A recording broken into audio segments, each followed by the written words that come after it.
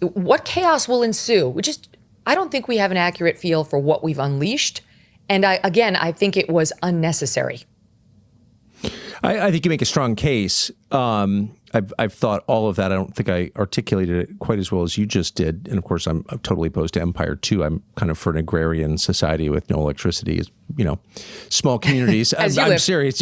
I mean it. But we're not in charge. I know. And so this is a new system. Clearly, we're moving toward it. At some point, this president or some president is going to start ignoring the courts too. And you're going to have just total power in the executive. And there's a lot of evidence that the emerging America demographically wants that. I mean, that's the case in most countries, and it will be the case here probably. I'm not endorsing that at all. I'm just sort of looking ahead generationally, and we're going to get something like that. So given that, I feel like you need to make smart decisions, wise decisions with the future in mind, always, especially now.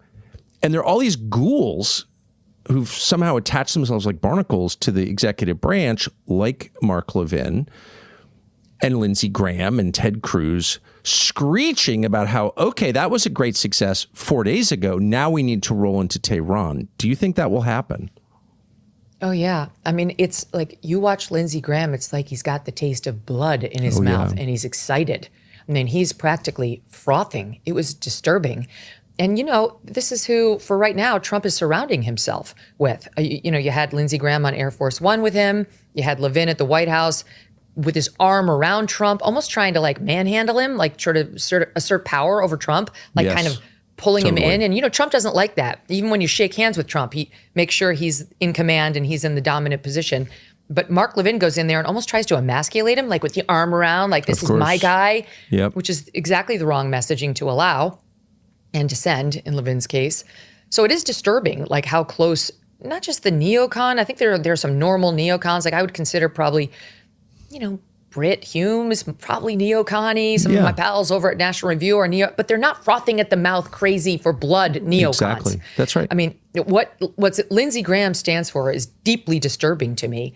And that stuff about the Ayatollah, our president's going to come kill you. Would you just stop? Like you said, just, hey, as far as I know, Lindsey Graham doesn't have teenage children who are going to have to go fight his war he now wants against Iran. But I do, and you have kids in their 20s, and some of us actually have a real stake in making sure that does not happen. We do not want that. It's, again, unnecessary. So it's really kind of getting crazy. And I also think you're right about the alarming increase in military budget. What is the reason for that? Trump's speaking in a disturbing way about Greenland. My hope is that all the talk about Greenland, because even yesterday, Caroline Leavitt was saying military options are still on the table, if that's what the president wants, so explicitly about Greenland, that he's just asking for a 10 where he intends to settle for a 6, which is, I'm going to scare you so that you actually will cut a better deal with me on your raw earth minerals and give me more access to your country if I need it for those and or military purposes. But obviously, we can't go around invading Greenland. We can't go around invading any countries. We can't go invade Cuba. He mentioned them. We can't go invade Iran. We cannot go invade Colombia or just kick the guy's ass, as Trump is saying, and not expect any negative consequences to us. We are rebuilding the economy. Trump is rolling back regulations. He's allowing modern business to thrive. The tariffs, I think, have not worked out too poorly, and I think have a very good shot of working out even better. Interest rates are coming down. Inflation is coming down. Why can't we just roll that agenda into a stronger economy than ever come midterms and maybe possibly win more seats in the House such that Trump, and maybe, God even knows, convince some senators to vote Republican when a vote comes up, and actually enact an agenda that could stick and that could be popular, and stop worrying about being policemen of the world, worrying about the bad guys. Of course they're bad guys. We know there are bad guys in Cuba. We know the guy who runs Colombia is not great. We know Maduro wasn't great. Iran, obviously, we're not big fans of the Ayatollah and vice versa. We're not the policemen of the world. It was never intended to be this way.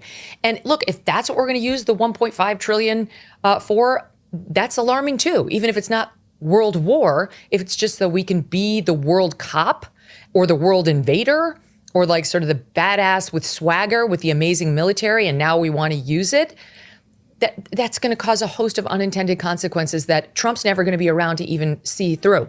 You and I are still going to be here. Our kids are still going to be here. Trump's grandkids are going to be here. But it almost feels at times to me like Trump has discovered he's got this exciting, efficient tool called the U.S. military, and he's dying to try it out. And unfortunately, when you're dying to try out the U.S. military as the commander in chief, you ultimately are not the one who will be dying, but others will. And they include Americans eventually.